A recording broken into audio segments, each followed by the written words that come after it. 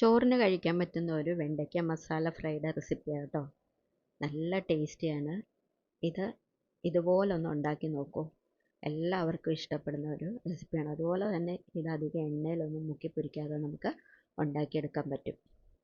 അപ്പോൾ വീഡിയോയിലേക്ക് പോകാം. അതിനു മുമ്പ് കൂട്ടുകാർക്ക് ഈ വീഡിയോ ഇഷ്ടപ്പെടുകയാണെങ്കിൽ എൻ്റെ ചാനൽ ഒന്ന് ലൈക്കും ഹൈപ്പും ചെയ്യണേ. അപ്പോൾ ഞാനിതിന് 1/2 കിലോ വെണ്ടയ്ക്ക കഴുകി ക്ലീൻ ചെയ്ത് എടുത്ത് വെള്ളമൊക്കെ മാറ്റിയെടുത്തിട്ടുണ്ട്. അപ്പോൾ ഇത് നമ്മൾ ഫ്രൈ ചെയ്യാൻ എടുക്കുമ്പോൾ വെള്ളം നന്നായിട്ട് മാറ്റിയെടുക്കാം. ഇനി ഇതിൻ്റെ 2 സൈഡും നമുക്ക് ആദ്യം ഒന്ന് കട്ട് ചെയ്തെടുക്കാം. അപ്പോൾ ഞാൻ ഈ വെണ്ടയ്ക്ക ഫുള്ളായിട്ട് ഞാൻ എടുക്കുന്നില്ല. ഒരു 6 പീസോളം ഞാൻ മാറ്റി വെച്ചിട്ടാണ് ഇത് എടുക്കുന്നത്.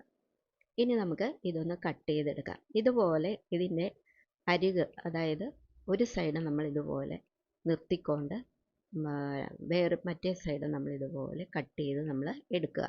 കാരണം എന്താണെന്ന് വെച്ച് കഴിഞ്ഞാൽ ഇത് ഫില്ലിങ് ഇതിനുള്ളിൽ നമ്മൾ വെച്ച് കൊടുക്കണം. അതിന് വേണ്ടിയിട്ടാണ് ഇതിങ്ങനെ കട്ട് ചെയ്ത് എടുക്കണമെന്ന് പറയുന്നത്.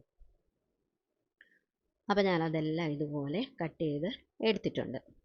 ഇനി നമുക്കിതൊന്ന് മാറ്റി വെച്ചതിന് ശേഷം നമുക്ക് ഫില്ലിങ് തയ്യാറാക്കണം. അതിനുവേണ്ടി ഇഞ്ചി വെളുത്തുള്ളി പേസ്റ്റാണ് ചേർക്കുന്നത് ആദ്യം തന്നെ കേട്ടോ.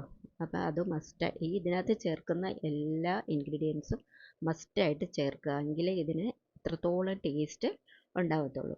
അപ്പോൾ ഇഞ്ചി വെളുത്തുള്ളി പേസ്റ്റിനോടൊപ്പം ഇനി മഞ്ഞൾപ്പൊടി ഞാൻ ചേർക്കുന്നുണ്ട് 1/2 സ്പൂണ്.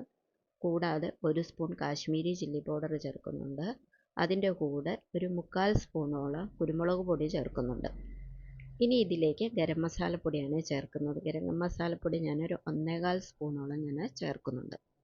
അതുകൂടെ ചേർത്തിട്ട് ഇനി ഇതിലേക്ക് നമുക്ക് ജീരകപ്പൊടിയാണ് ചേർക്കുന്നത്. അതായത് നമ്മുടെ ചെറിയ ജീരകത്തിൻ്റെ പൊടിയുണ്ടല്ലോ, അത് നമുക്ക് ചേർത്ത് കൊടുക്കാം. ഇനി ഒരു 1/4 സ്പൂൺ കായപ്പൊടി കൂടെ ചേർക്കുക. അപ്പം ഞാനിത് എടുത്ത അതായത് വെണ്ടയ്ക്കയുടെ അളവിനനുസരിച്ചുള്ളതാണ് ഞാൻ ഇതിനകത്ത് ഇൻഗ്രീഡിയൻസ് ചേർക്കുന്നത്. നിങ്ങൾ എന്തുമാത്രം വെണ്ടയ്ക്ക എടുക്കുന്നോ അതനുസരിച്ച് ചേർക്കുക. അതിനുശേഷം 1/4 കപ്പ് കടലമാവാണ് ചേർത്ത് കൊടുക്കുന്നത്. അതിൻ്റെ കൂടെ 2 സ്പൂൺ അളവിലുള്ള കോൺഫ്ലവറും ചേർത്തിട്ട് ഇനി അതിലേക്ക് ഉപ്പ് കൂടെ ഞാൻ ചേർത്ത് കൊടുക്കുന്നുണ്ട്. ഇനി ഇതിനകത്തേക്ക് ലാസ്റ്റായിട്ട് നമുക്ക് ചേർത്ത് കൊടുക്കാം നാരങ്ങ നീര്. അപ്പം ഞാൻ ഒരു നാരങ്ങയുടെ നീര് ഞാൻ ഇതുപോലെ ഇതിനകത്തേക്ക് ചേർത്ത് കൊടുക്കുന്നുണ്ട്. അപ്പോൾ ഇതിന് എരിവ്, പുളി, ഉപ്പൊക്കെ നല്ലവണ്ണം നിൽക്കണം, ഒരുപോലെ നിൽക്കണം. അതിന് വേണ്ടിയിട്ടാണ് ഇത് ഇത്രയും ഇങ്ങനെ നാരങ്ങാ നീരൊക്കെ ചേർത്ത് നമ്മൾ എടുക്കുന്നത്. അതിനുശേഷം നമ്മുടെ കൈ കൊണ്ട് ഇതുപോലെ നന്നായിട്ട് നമുക്കൊന്ന് മിക്സ് ചെയ്ത് എടുത്തു കൊടുക്കാം. അപ്പം കൈ കൊണ്ട് തന്നെ നമ്മൾ മിക്സാക്കി കൊടുക്കണം കേട്ടോ. അതിനുശേഷം ഒരല്പം വെള്ളം ഒഴിച്ചിട്ട് നമുക്ക് ഇതുപോലെ കൈ കൊണ്ട് തന്നെ മിക്സാക്കി നമുക്ക് എടുത്തു കൊടുക്കാം.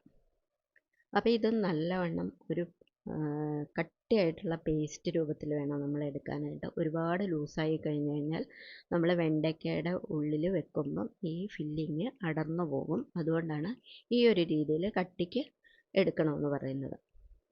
അപ്പോൾ നോക്കൂ, ഞാനത് ഇതുപോലെ ഞാൻ പേസ്റ്റാക്കി എടുത്തിട്ടുണ്ട്.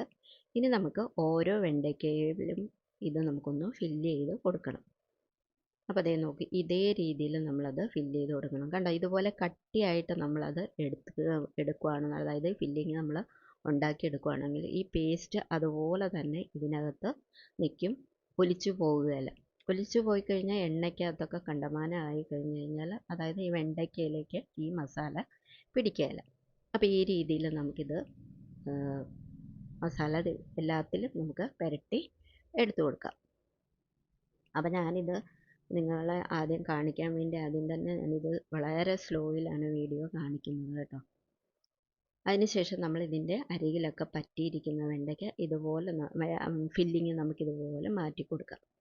കണ്ടല്ലോ, അങ്ങനെ നമുക്ക് ഇത് ഓരോന്നും ഇതുപോലെ നമുക്ക് മിക്സാക്കി, അതായത് ഫില്ലിങ് നമുക്ക് നിറച്ച് എടുത്തു കൊടുക്കാം. അപ്പോൾ എപ്പോഴും നമ്മളിത് ഫില്ലിങ് ഇതിനകത്തേക്ക് വെക്കുന്ന സമയത്ത് ഇതിൻ്റെ ജോയിൻ്റ് ആയിട്ടിരിക്കുന്ന അറ്റത്ത് നമ്മുടെ കൈ കൊണ്ട് പിടിച്ചു കൊടുക്കണം. ഇല്ലാന്നുണ്ടെങ്കിൽ അത് അടർന്നു പോകും കേട്ടോ. അടർന്നു പോയി കഴിഞ്ഞ് കഴിഞ്ഞാൽ നമ്മളിത് ഫ്രൈ ചെയ്തെടുത്ത് കഴിഞ്ഞാൽ എടുക്കുമ്പം എണ്ണയിലായി ആകെ ബുദ്ധിമുട്ടാവും.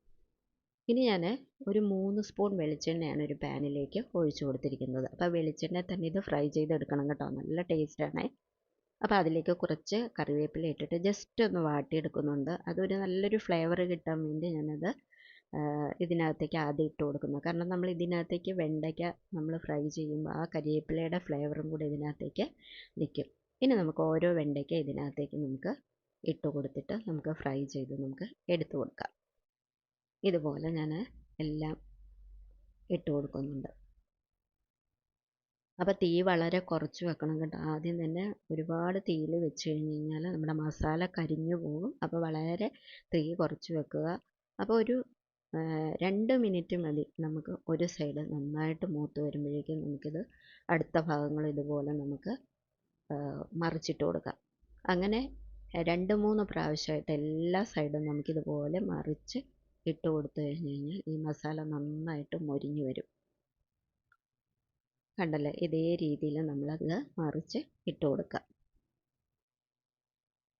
അങ്ങനെ ആദ്യം ഇട്ടത് നന്നായിട്ട് നമുക്ക് ഇത് നന്നായിട്ട് മുരിഞ്ഞ് വരുന്നു. ഈ ഒരു കളറാകുമ്പോഴേക്ക് നമുക്കിത് പാത്രത്തിൽ നിന്ന് മാറ്റി കൊടുക്കാം. കണ്ടല്ലോ, നമ്മൾ വെണ്ടയ്ക്ക ഫുള്ള് ഫ്രൈ ചെയ്തതിന് ശേഷം ബാക്കി ഇത്രയും എണ്ണ മിച്ചമുണ്ട്. അപ്പോൾ ഞാനിതൊരു പാത്രത്തിലേക്ക് എടുത്തു കൊടുക്കുന്നുണ്ട്. അപ്പോൾ ഇനി നമ്മൾ ഫ്രൈ ചെയ്ത് വെച്ചിരിക്കുന്ന നമ്മുടെ കറിവേപ്പില ഉണ്ടല്ലോ, അതൊന്നും കൂടെ നമുക്ക് ഇതിൻ്റെ പുറത്തേക്ക് നമുക്ക് ഇട്ട് കൊടുക്കാം. അപ്പോൾ എത്ര പെട്ടെന്ന് വെണ്ടയ്ക്ക മസാല ഫ്രൈ ഉണ്ടാക്കിയെന്ന് നോക്കൂ. എല്ലാവർക്കും ഇഷ്ടപ്പെടും കേട്ടോ. ഇടയ്ക്കൊക്കെ നമുക്ക് ചോറിൻ്റെ കൂടെ ഇതുപോലൊന്ന് ഉണ്ടാക്കി നോക്കൂ. അപ്പോൾ ഇനി അടുത്തൊരു വീഡിയോയുമായി കാണാം. അതുവരേക്കും ബൈ.